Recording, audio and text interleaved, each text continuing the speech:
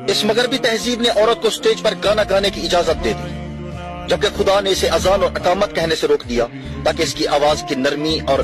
इफ्फत को महफूज रखा जा सके। इस तहजीब ने इसे स्टेज पर अदाकारी करने की इजाजत दे दी, जबकि अल्लाह ने इन पर जुम्मा की बाजमात नमाज भी फर्ज नहीं की ताकि इज्जत को महफूज रखा जा सके। इस तहजीब ने औरत को ओलंपिक्स और मुकाबलों का चैंपियन बनाया, जबकि अल्लाह ताला ने इसे सफा और मरवा के दरमियान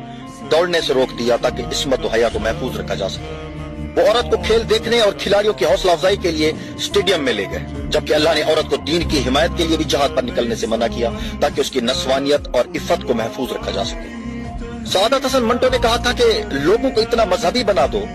कि वो महरूमियों को किस्मत समझे, जुल्म को आजमाइश समझकर सब्र कर ले, हक के लिए आवाज उठाना गुनाह समझे, गुलामी को अल्लाह की